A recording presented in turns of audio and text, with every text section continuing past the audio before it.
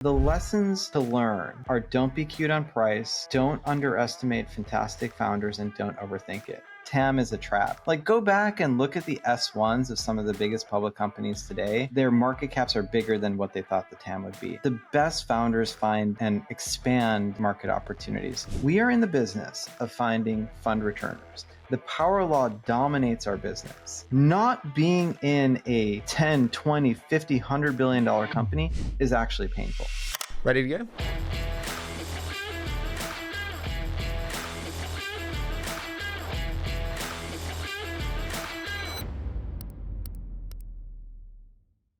Thanks for having me back. Tell me, in all of the time you've spent interviewing so many people, what's the number one lesson you've learned?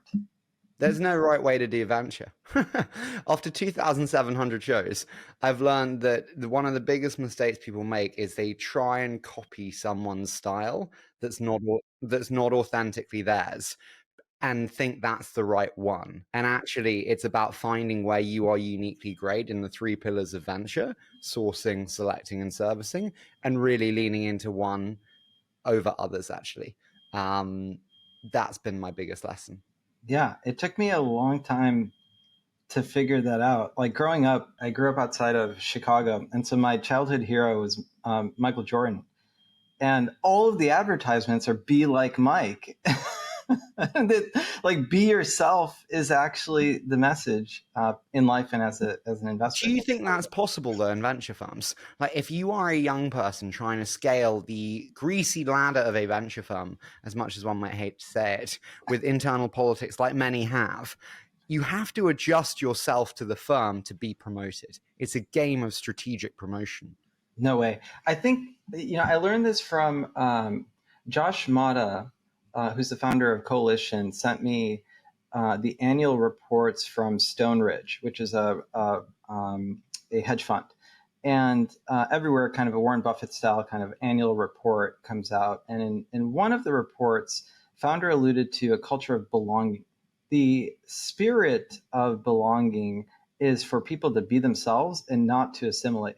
Like, if your goal is to be the best version of yourself and your firm's goal is to be the best firm on the planet, there's no room for assimilation and confirmation, right? Conforming to other norms. So I think it's absolutely wrong. I think if you try to assimilate to, be someone who you're not, you're setting yourself up for failure. So you do not think that actually individuals and people who want to scale in a venture firm should kind of play the game on the field, know where they can get angles to get promoted, and focus on that?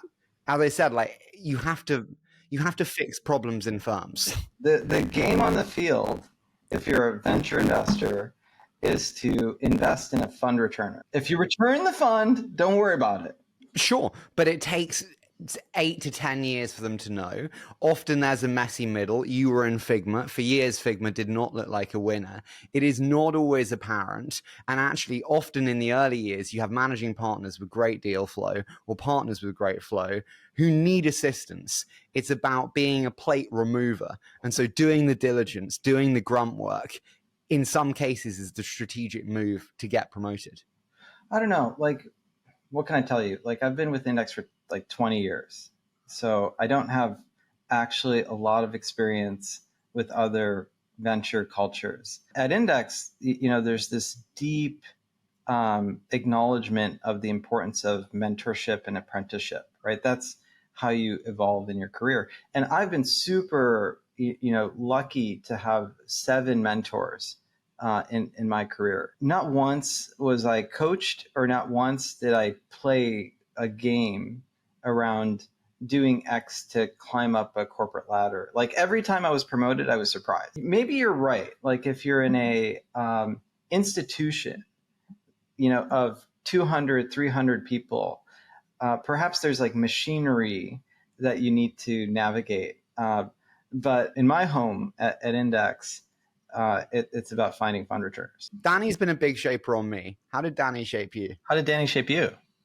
Oh, so many ways. But how I think about building great partnerships, how I think about incentivizing partnerships, how I think about LP management, those would be the biggest. Also, I would really say with Danny, actually, for me, focus. Like, there is a lot of things that I could do. He always reiterates to me about the importance of keeping the main thing the main thing. I think if I had to distill it to the essence, it's intentionality, which maybe gets to some of the concept behind focus. I've become much more intentional with my time. I've become much more intentional with my communication. Where did you spend time that you now, with more focus, don't? When I started my career, every meeting default was an hour. Danny reminded me that I probably know the answer in 15 minutes. And so now the default first meeting I have is 30 minutes. That's huge time savings across the number of meetings I have. What's your initial filtering on a do I meet them or do I give to another team member? I know it sounds blunt and harsh, but like, you have a certain number of hours in the day. You have to have leverage with more team members, more junior team members. What's the filtering process between I will meet them versus, you know what, interesting, but I don't have time for it? Every meeting ideally would have two people in it. So that's a super high bar for taking any meeting. Like, I'm asking to prioritize someone else's time in addition to mine, which means the threshold for a meeting is super high. Now, in terms of handing off a meeting to someone else, I only do that if I believe one of my colleagues will have more chemistry or is more relevant. Like, we were talking about vertical SaaS. Like, if you're starting a vertical SaaS company, you ought to talk to Nina or Paris. They're geniuses. I don't know anything about vertical SaaS. We go for two people in a meeting. Why do you like majors? Now, you specialize in cyber, and you said that you don't particularly specialize or like vertical SaaS. Can you just unpack your thinking to me around why it's important to have a major in venture, and does that mean the future of venture is specialization? Little nuance. I'm a liberal arts graduate from University of Chicago, so I believe in concentrations, not majors. That being said, yeah, I kind of fell into cyber. One of the areas I actually started in at Index was biotech. So I think there's a lot of utility in each of the three competencies that you think about, like selection, winning and supporting, by having some amount of focus, especially for me. But similarly at Index, I wouldn't recommend this to the vast majority of investors. Each of us is stage agnostic, right? We're investing at seed, venture, and growth stages. The vast majority of investors on the planet specialize by stage. Do you not find it difficult to adjust your mental plasticity with stage? At pre-seed and seed, you have to get very comfortable at making decisions without much data or any data at all. And then at Series B, you have a lot more data. How do you think about that mental plasticity with stage? Starting point is actually the same across stages, right? It's all about the founders. Like, there's this canonical question, I think, in our industry: is it the market or is it the team, right? And I think many great firms would argue that it's market. In my view, it's very clearly the team. And as a consequence, when you're trying to think about even paying high prices at late stage businesses, you're still fundamentally taking a view that that team will find adjacent market opportunities over time. And so in some sense, the plasticity required to evaluate a team at stage is not a requirement. How has what you love to see in founders changed over time? And so an example for me would be, I place a lot more emphasis now on finding entrepreneurial talent early in one's career. One of the biggest determinants I found of success from interviewing 500 founders is actually that the best always start early. So I spend a lot of time on childhood and not much time on the business. I'll try to think more about that. Look, I mean, if I step back, in our industry, there's clearly a power law, right? Bill Gurley has talked about this at early stages. I think LaFont did a good job at East Meets West, kind of bringing real attention to how 7 companies are driving the returns in public market indexes. So the power law exists, I think, at every stage. That's a pattern. When it comes to patterns of selection and patterns within people, the only pattern is there is no pattern. Now, to your question of like what has evolved, I think I've become much more conscious of 2 components of my decision making. One is intuition, and the second is like an analytical framework. And venture is a craft, and so you're constantly kind of refining it. Intuition, I have a harder time kind of putting to words. It's a feeling. I know it when I see it. My partners definitely know it when they see it in me. But that intuition and conviction has definitely evolved and grown. Can you take me to a time when you've had the strongest intuition and it was wrong? And why do you think it was wrong? At Index, I was once asked to run like a tech offsite. And so I kind of threw the old approach out of the window. And I told all my partners to do the homework. And I asked them each to write a postmortem on a company we could have created $1 billion of gain or more. And then we distilled kind of the lessons learned. And ultimately, the sins of omission are much greater than the sins of commission, right? The sins of omission for us distilled into 3 lessons. 1, don't be cute on price. 2, don't overthink it. And 3, don't pass on generational founders. And so intuition around like, I'm so smart, like one of the challenges with being a major or concentrator in a domain is you get so smart that you actually think you know what you're doing, and then you might instinctually be dismissive of actually a disruptive idea. Don't be cute on price. I get it. I completely agree with you. But we're seeing the pains of that now with so many companies looking at valuations going, I don't know how we're going to grow into that. Is there a line between high and a step too high? And how do you think about that and across different stages? Not when you have conviction, right? So intuition is one part of it. The other part of it for me is an analytical framework.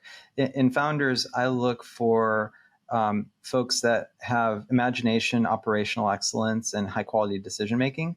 And I find that like combination to be rare in one individual. Some of that may come out in kind of childhood trauma, like that shapes who someone is and ultimately gets manifest in the types of decisions and the style of decisions that they make. But when I think about conviction in people at the earliest stages, I think you can be really elastic on price.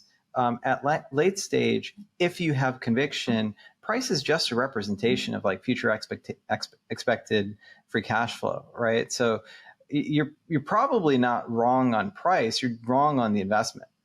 When did you do a deal at a really high price and actually it turned out to be a great decision and the supposedly very high price at the time was not actually high given the outcome? Every investment in Datadog was at a high price. It's not an outcome yet, of course, but every investment in Wiz has been at a very high price.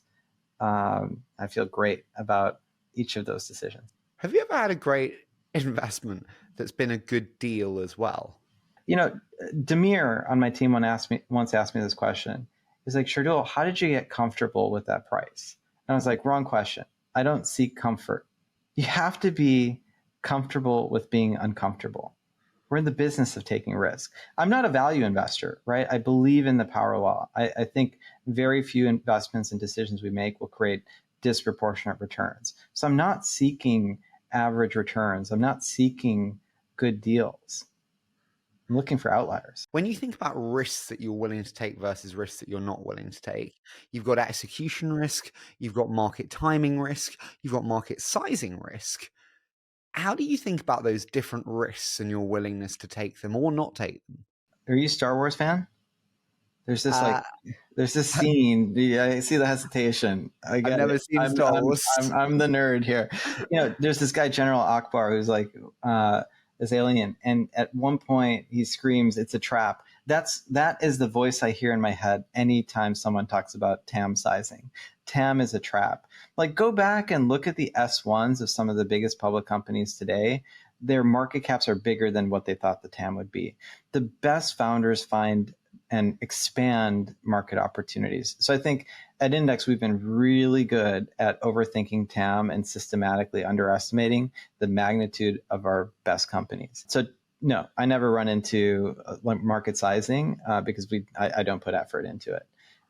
In terms of market dynamics, I get that wrong all the time. What do you get wrong in market dynamics? Misunderstanding competition, misunderstanding timing? What elements there? Here's an example. I thought that the endpoint security market would be totally commoditized by platforms. I thought I use a Chromebook. I thought MacBooks have pretty good security. And as a consequence, the EDR market, which the first generation was McAfee, Symantec, et cetera, would cease to exist. There's at least $65 billion that explains I was wrong on CrowdStrike, Cybereason, SentinelOne, like this entire category. So if you unpack that, what do you take away from that? Like, what's the subsequent lesson for you there? Don't come to such quick conclusions. Like, how do you change your mindset as a result of that realization? It was not a quick conclusion. It was a consequence of overthinking it, like rule number 2, and not recognizing George Kurtz for the phenom that he is. Like, those are the lessons from CrowdStrike. Like, terrible mistake. Did you have the chance to invest? Anyone had the opportunity to invest as a public company and still make a tremendous return. When you think about like you mentioned they're kind of ones that you missed, are there any that you believed in that you were wrong about? You don't need to name them, obviously, because that's very harsh to say. But what did you get wrong when you saw something that later turned out to not be true? There are business models that have real capital needs, and they can encounter 2 challenges. Either the founders are unable to raise significant amounts of capital, or their distribution model gets in the way of allowing there to be sufficient growth to overcome the capital needs. And so I overestimated like uncapped market upside, underestimated the capital intensity of a company, voted in favor with high conviction on the investment. And I think one of my partners is doing a great job of finding a path to returning capital on that investment, but that's certainly not desired outcome. Do you think the best founders are the best fundraisers? No. When we invested in Olivier and Alexi's Series A at Datadog, so he was not a great fundraiser. Thank God he was not, right? If being a great fundraiser is defined as having multiple opportunities, in a short span of time, with whatever else you want to consider, he evolved into being a tremendous fundraiser over time, but I don't think the best founders begin as the best fundraisers.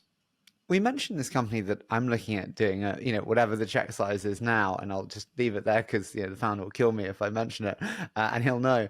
But it will be an incredibly dilutive company along the way. It will need a lot of cash, and that is a consideration. How do you think about capital requirements over time, capital intensity, potential future dilution when investing, or do you not think about that? I probably don't think about it as much as you. The luxury of having a seed venture and growth fund is we can build ownership over time with more capital if the company is performing. That being said, there are definitely business models like in biotech drug discovery. Those are hugely capital intensive, can have binary risk, binary scientific risk on if a drug asset becomes an actual, like a candidate becomes an asset. Those are business models that we won't participate in. So I spoke to 12 people who've either invest with you today or have invested with you in the past. And 9 of them said I had to talk to you about conviction building. Just 9? Yeah, just 9. What are the other 3 talking about? I said you're incredibly difficult to work with generally. Always struggle to put the microphone in the frame. Just challenging all over. But I thought it was really interesting. They said you have to ask about the conviction building process. And I did want to discuss that on the theme of, hey, you have multiple different funds and so you can concentrate capital over time. You can.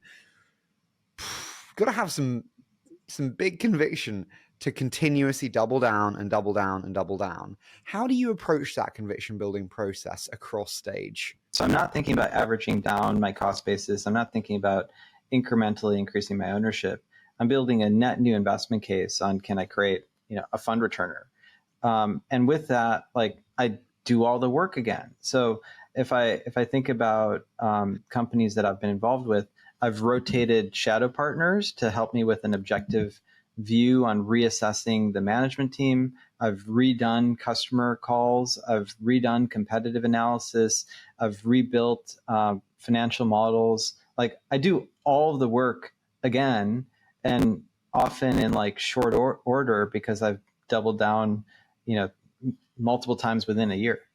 Does the upside requirements change with each stage? And what I mean by that is, when you are seed or series A, it's like, hey, I need this to be a fun return. And when you get to growth, does it change to be like, we like to see a 3 to 5x pathway? How do you think about that, like upside requirements as it changes across stage? When we started our first growth fund, our hypothesis was probably 3 to 5x over 3 to 5 years, right? I'd just come out of a private equity firm, as had some of my colleagues, and so we had that mentality.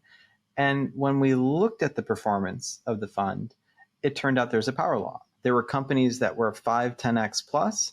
There were very few companies that were actually 3 to 5x over 3 to 5 years.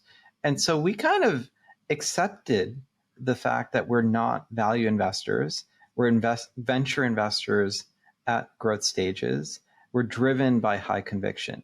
And as a consequence, when we're building our investment cases at growth, it's super dangerous, I think, to say there's a safe 2x. There's no such thing. And you alluded to this with the memory of all of the activity from 2021. There's no such thing as a safe 2x. And so what we're looking for is definitely 5x plus upside, even at growth investments at late stages at high prices. I had Sam on the show from Greylock, and he said that actually that when you look at Series B and C pricing today, combined with the revenue multiple compression that we're seeing with public markets pricing, actually Series B and C will just be a terrible performing asset class for this vintage. Do you agree with that, or do you have a different perspective? I don't know why we're talking about averages. Like we're none of us are in the business of mean reversion. If we're making a Series B investment, it's by exception. Like Elastic, Series B investment, terrific return. Confluent, Series B investment, terrific return. And the list goes on. But if you're seeing Series B average entry prices go up by 30, 40, 50, 60% for the best, and then you're seeing compression in terms of public market pricing, like even for the best, it is a worse asset class to be in, correct? No, it's not. I mean, we're mixing two time horizons, right? Like when you invest is not when you exit. So the multiples may evolve and change. It turns out the best companies get premium multiples and again are above the average multiples that you might be alluding to with multiples coming down. Second, the best companies that are category defining are going to be far more significant. And so you can afford to pay up. Like if you look at the averages, I hear you, but from my perspective, there's no reason to look at the averages. What's the hardest thing for you when you think about doubling down on winners? Like when you look at, say, like a Wiz or a Datadog, can you just talk to me about let's break one down. Let's do Wiz.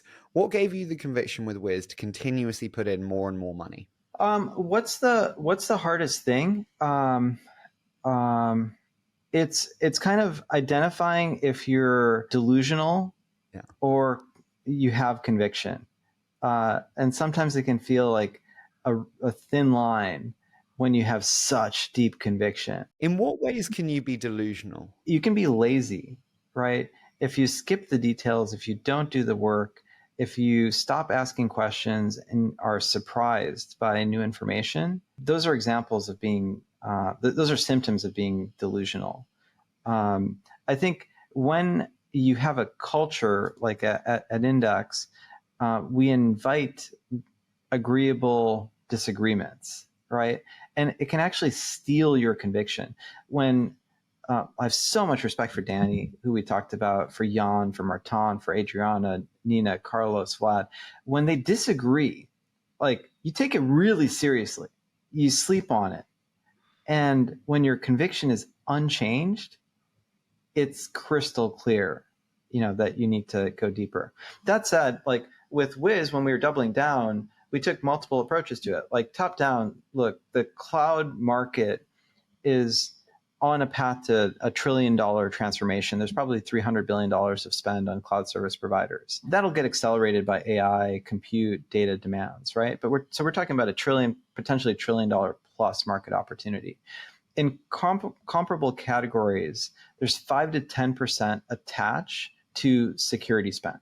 So the cloud security market could be really significant. If you think about most software, like functional software areas, the market leader commands north of 20%, 25% market share. So you do the math on, how big could the winner be, and you can apply various discounts on penetration rates and time and so on and so forth, but you get to really significant numbers. Number two, you look at public comps. CrowdStrike, $50 billion plus business. Palo Alto Networks, I think now is like $100 billion plus business.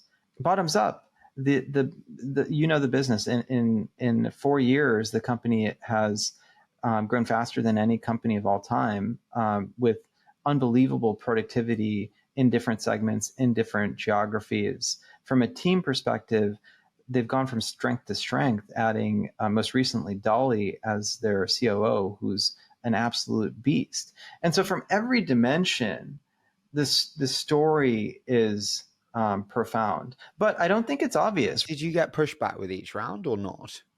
Yes. You did. On what? Price? Progression of company? On every dimension. Like, we beat up investment themes, right? So people, product, technology, competition, traction, market, like every dimension we debate. How do you think about finding the truth together? I know it's kind of a weird tangent, but I think about this a lot now as we build our team and have the same discussions. I want to have vigorous debate and have passionate discussion about these elements, but I also don't ever want to put someone off with the forcefulness of a discussion or with just the kind of vigor of discourse.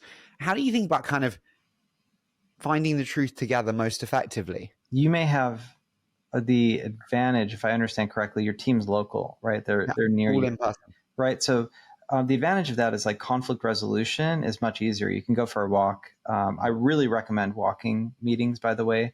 I learned this from Steve Ward. At the time, he was the chief security officer of Tia Kref, and then he became CISO of Home Depot. Steve, in a prior life, was Secret Service and protecting 42 Bill Clinton. So he's lots of great Bill and Hillary stories. That said, one time Bill was in a meeting with at the time, the first female Secretary of State, Madeleine Albright, and they were at loggerheads. They were at a disagreement, and Bill said, "Hey, Madeleine, let's go for a walk." And she said, "I'm old, my knees hurt, I don't want to do this." And Bill was like, "If we're walking, at least we're headed in the same direction." So I think when you have a disagreement or challenging conversation, walking, like movement plus heading in the same direction, can actually be really stimulating. So it's actually a really good tool. That said, the fundamentals are, I think, trust, mutual respect, and mutual admiration. There's no shortcut. Like, trust takes time to build and is easily fractured. So I think it's fair to be really sensitive to that if you value the culture of your organization to get to high quality decisions, which is what I think you imply in seeking truth. But it takes a lot of effort to nurture. It's especially hard in a venture firm in light of the power law, right? Again, very few companies are going to create returns, which means there's likely to be concentration among different investors, which suggests that you can have a skew of ego or insecurity, which can really fracture trust, respect, and admiration. So there's no shortcut. You really have to be conscientious about cultivating it. What are the biggest things that gets lost and gets gained when doing decision making virtually as well? You know, you have an amazing team in London and in Europe, but then you also make decisions in the US. And I know that you have like joint meetings together, obviously, for investment committees. What are the things that get better doing that, and what gets worse? Better perspective. I'll give you an example. Vlad, who just joined us, has an uncanny ability to read body language over Zoom. Like, he'll literally zoom in and look at people's like facial movements to take a read on how they're reacting to questions and why. It's beautiful. I love having Vlad on Zoom, and it doesn't matter what part of the world I'm in. What are the disadvantages? There are real ones, right? Like, we are in New York, which is where I'm sitting, is at the center of 10 time zones, right? There's a 10-hour time zone, which makes San Francisco and London logistically a little challenging to get together. So sometimes we have meetings that are really early in the morning for San Francisco, And if you're not AM shifted, if you're not a morning person, you may not be at your best from a cognitive function standpoint, right? So I moved to New York, which is much more aligned with when I make high quality decisions. So I think trade-offs are logistical. Can I ask you, going back to the kind of conviction building element, Sure. I spoke to Danny in his show, and he said that Nasty Gal was probably one of the biggest learning moments for him in terms of writing follow-on checks and how it shaped his thinking. If you go to one that maybe didn't work and how it changed your thinking, what comes to mind, and how did you change as an investor on the back of it? I really think that the sins of omission are much more significant than the sins of commission. The lessons to learn are don't be cute on price, don't underestimate fantastic founders, and don't overthink it. Those are far more valuable than thinking through how could we have improved on selection of a company. There's so much long tail risk in a company that I feel like the exercise around pattern recognition, benchmarking, as just like two examples, risk mitigation as a third, are exercises in psychological safety. Like, we are in the business of finding fund returners. The power law dominates our business. And so not being in a 10, 20, 50, $100 billion company is actually painful. Do you agree with signaling being a challenge for founders when working with multi-stage funds? Obviously, we've talked about kind of concentrating capital and winners over time. Do you agree that signaling is something that founders have to be careful around messaging on? No, I think what happens is in the seed market, most seed investors are using signaling as part of an objection to work with a multi-stage fund. Most multi-stage funds say that signaling doesn't matter and the seed fund doesn't provide any value, so you should work with us. Our strategy is a little bit different. Generally, when I meet a founder at a seed stage, I'll tell him or her I'll underwrite the entire round, so there's no financing risk. But we should split it into 3 sleeves. One sleeve is for index, one sleeve is for a seed fund, and the third sleeve is for angels operators. Because it takes a village. Like, I don't have all of the answers to support a company at the get-go. They can really benefit from multiple perspectives. I have the opportunity, if I deliver value and if the company performs, to increase my ownership over time. And so I give that optionality to founders, which I think is actually super different, but I think is far more critical in development of a company than thinking about signaling. So I love that, and I completely agree with that perspective. But how do you think about making ownerships work then with those 3 different sleeves? If you think about index, like, what do you need? Like, when you're thinking about your initial sleeve, what is that in terms of what you need? I think the hardest sleeve to accommodate is actually the seed fund, right? Because different folks have different philosophies. I've come across a number of folks that I really respect who are pretty rigid on, I need to have this ownership because I'm going to get diluted and etc. So we tend to have a lot more flexibility than seed funds. Angels operators is probably the most flexible, right? Like, I definitely don't encourage founders to have like a party round. It ends up being an exercise of herding cats. So tend to be very selective around a few functional leaders, for example, kind of like what you do with your fund strategy in order to support a company in different phases of its development. Do you have any big piece of advice to founders on how to construct the best angel and operator segment of that sleeve?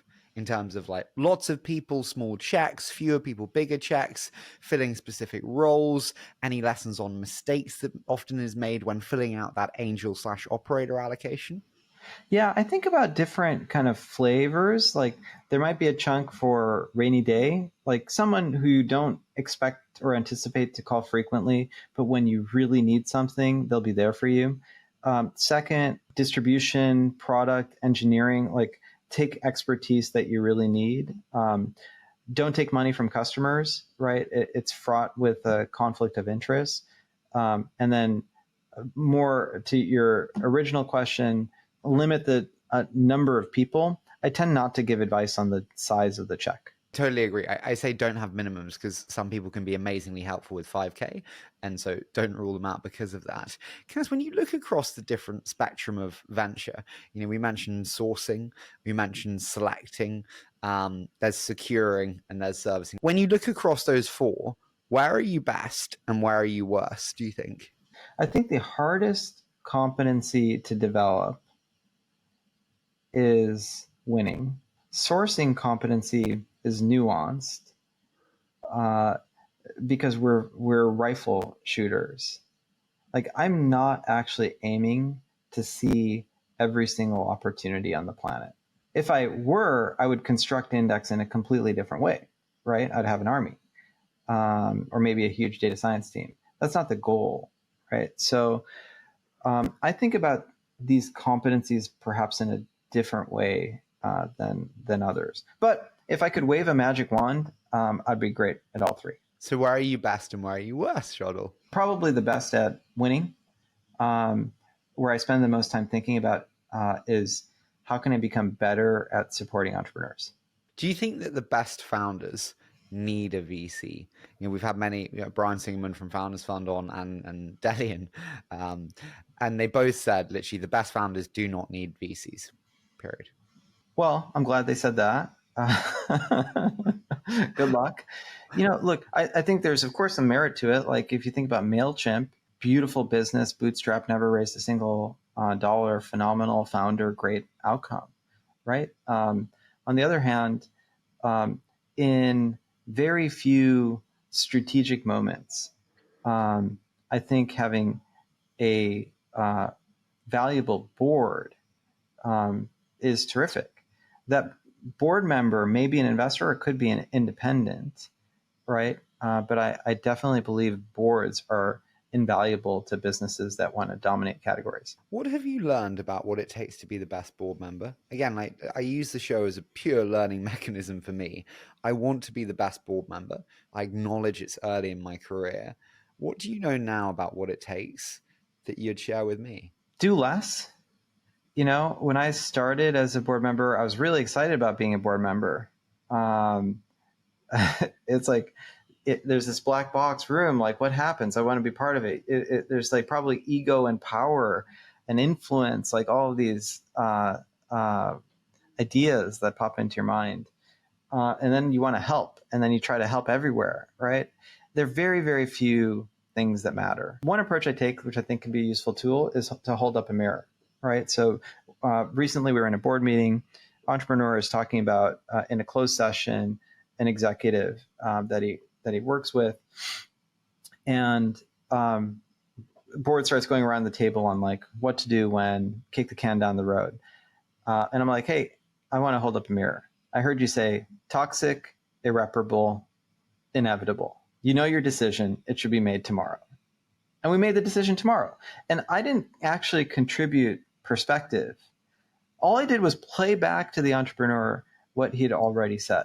And I think that can be really valuable in asserting high quality decisions, which is a key component of building an important business. Having the courage to say no to big opportunities requires deep relationships with maybe not every board member, but a few board members. And that's a place where, again, if you're positioned as like the first call, if you're getting calls from your founders on weekends, that's a really important role, and from a fiduciary standpoint, meaningful, right, to all shareholders to play.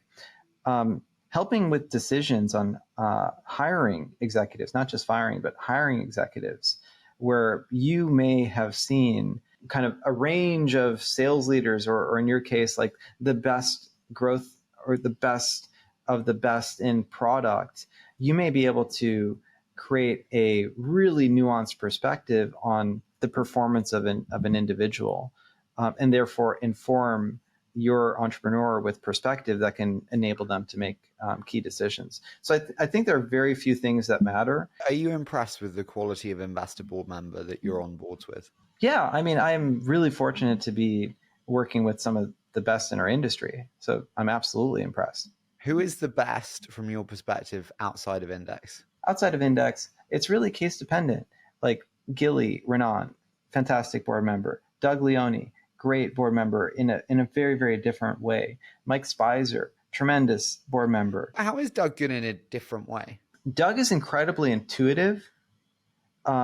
He can inspire confidence in a decision, which is really, really different. Grady is also like, I respect Grady. I respect Vishria. Like, I respect Murat Beecher. I respect Sam. I've seen a team in action. He's great. Where do you find VCs can be damaging in terms of boards? I think there are, like, if I identified key moments, sometimes VCs put their interests ahead of entrepreneurs, which can be disruptive. And their interests are what?